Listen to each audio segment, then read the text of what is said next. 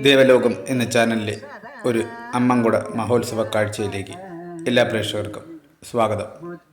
ഇന്നത്തെ ക്ഷേത്ര ദർശനം തിരുവനന്തപുരം ജില്ലയിലെ വർക്കല എന്ന സ്ഥലത്തെ പുന്നമൂട്ടിലെ ഒരു മുത്തുമാരിയമ്മൻ കോവിലിലേക്കാണ്. നമുക്ക് അങ്ങോട്ടേക്ക് ചെല്ലാം. അവിടുത്തെ 2 ദിവസമായി നടന്നു വരുന്ന അമ്മൻകുടയുടെ 1-ാം ദിവസത്തെ നവഗ്രഹ ഹോമവും അതുമായിട്ട് ബന്ധപ്പെട്ടുള്ള കാഴ്ചകളുമാണ് ഇന്നത്തെ വീഡിയോയിൽ ഉൾപ്പെടുത്തിയിട്ടുള്ളത്. വീഡിയോ മുഴുവനായും കാണുക. ഓരോ വ്യക്തിയുടെയും ജീവിതത്തിലെ സൂക്ഷ്മമായ ഗുണദോഷങ്ങളെ നിയന്ത്രിക്കുന്ന നവഗ്രഹങ്ങളെ പത്മമിട്ട് ഹോമകുണ്ഡത്തിലേക്ക് ആവാഹിച്ച് പൂജ നടത്തുന്ന ചടങ്ങിനെയാണ് നവഗ്രഹ ഹോമം എന്ന് പറയുന്നത്. നവഗ്രഹങ്ങൾക്കായിട്ട് 9 കളറുകളുള്ള വസ്ത്രങ്ങളും 9 ധാന്യങ്ങളും അതുപോലെ 9 അലങ്കാരങ്ങളുമൊക്കെ ചെയ്ത് നവഗ്രഹങ്ങളെ പീഠത്തിലേക്ക് ആവാഹിക്കുന്നു. അതിനുശേഷം അവർക്ക് ധൂപം ദീപം നൈവേദ്യമൊക്കെ നൽകിയ ശേഷം നവഗ്രഹങ്ങളെ അഗ്നിയിലേക്കും കൂടി ആവാഹിച്ച് ധാന്യങ്ങളും പഴങ്ങളും ഹവിസുകളെല്ലാം അഗ്നിയിലേക്ക് നൽകി നവഗ്രഹങ്ങളെ പ്രീതിപ്പെടുത്തുന്നു.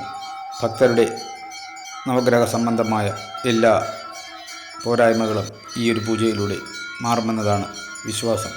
സൂര്യൻ, ചന്ദ്രൻ, ചൊവ്വ, ബുധൻ, വ്യാഴം, ശുക്രൻ, ശനി, രാഹു, കേതു എന്നീ നവഗ്രഹങ്ങൾക്ക് 9 ധാന്യങ്ങളും കൽപ്പിച്ചിട്ടുണ്ട്. അതൊന്ന് കേട്ടോളൂ.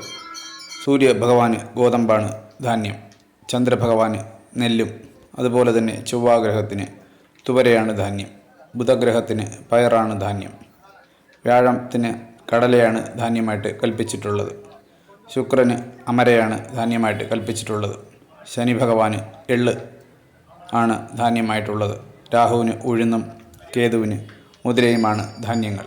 അപ്പോൾ ഈ ധാന്യങ്ങളും ഭഗവാന് മുന്നിൽ വെച്ച് പ്രാർത്ഥിച്ച് ആ പരിഹാരങ്ങളെല്ലാം ചെയ്ത ശേഷം മാത്രമേ ഭക്തർക്ക് പ്രസാദം നൽകുകയുള്ളൂ. നവഗ്രഹങ്ങളെ പറ്റിയുള്ള ചെറിയൊരു വിവരണം കൂടി ഞാൻ നൽകാം. ചിങ്ങം രാശിയുടെ അധിപനായ പ്രത്യക്ഷ ദൈവമാണ് സൂര്യൻ.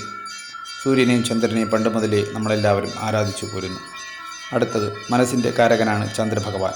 ചന്ദ്രഗ്രഹത്തിന് ബലക്കുറവുണ്ടെങ്കിൽ മാനസികമായ പ്രശ്നങ്ങൾ ഉണ്ടാകാൻ സാധ്യതയുണ്ടെന്നാണ് വിശ്വാസം. അടുത്തത് ചൊവ്വാഗ്രഹമാണ്. അങ്കാരകൻ, കുജൻ എന്നീ 2 പേരുകളിലും അറിയപ്പെടുന്ന പാപഗ്രഹമാണ് ഈ ചൊവ്വാഗ്രഹം.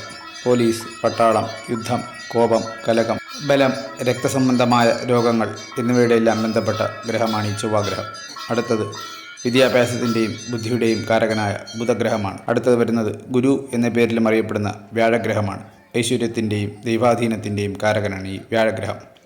ഇനിയുള്ളത് ശുക്രഗ്രഹമാണ്. ശുക്രഗ്രഹം ഐശ്വര്യത്തിൻ്റെയും സാമ്പത്തിക അഭിവൃദ്ധിയുടെയും പ്രസിദ്ധിയുടെയും ഭാര്യപത്രബന്ധത്തിൻ്റെയും ദാമ്പത്യ ജീവിതത്തിൻ്റെയും ലൈംഗികതയുടെയും പ്രണയത്തിൻ്റെയും ഒക്കെ കാരകനായിട്ടാണ് ശുക്രഭഗവാനെ നമ്മൾ കണക്കാക്കുന്നത്. അടുത്തത് ശനിഗ്രഹമാണ്. നവഗ്രഹങ്ങളിൽ ഈശ്വരതുല്യനാണ് ഈ ശനിഗ്രഹം. അതിനാലാണ് ശനീശ്വരൻ എന്ന പേരിൽ അറിയപ്പെടുന്നത്. ആയുസ്, രോഗം, ദുരിതം, മരണം, മന്ദത, അപമാനം, കലഹം എന്നിവയുടെയൊക്കെ കാരകനാണ് ഈ ശനി ഭഗവാൻ. ഇനി വരുന്നത് രാഹുഗ്രഹമാണ്. സർപ്പൻ എന്ന പേരിലും അറിയപ്പെടുന്ന ഈ രാഹുഗ്രഹത്തിൻ്റെ ദൈവം നാഗരാജാവാണ്. അടുത്ത അവസാനത്തേത് കേതുഗ്രഹമാണ്. കേതുഗ്രഹത്തിൻ്റെ പ്രധാന ദൈവം ഗണപതിയാണ്. ചൊവ്വയും വെള്ളിയുമാണ് കേതുവിനെ പ്രാർത്ഥിക്കേണ്ട ദിവസം. ഈ 9 നവഗ്രഹങ്ങളെ നമ്മൾ പ്രാർത്ഥിക്കുന്നതിലൂടെ നമ്മുടെ ജീവിതത്തിലുണ്ടാകുന്ന എല്ലാ തടസ്സങ്ങളും എല്ലാ ദുരിതങ്ങളും മാറി സർവൈശ്വര്യങ്ങളും ഉണ്ടാകുന്നതാണ്. വീഡിയോ ലൈക്ക് ചെയ്യുക, ഷെയർ ചെയ്യുക. ഇത്തരം ക്ഷേത്ര സംബന്ധമായ വീഡിയോകൾക്കായിട്ട് ദേവലോകം എന്ന ചാനൽ സബ്സ്ക്രൈബ് ചെയ്യുക.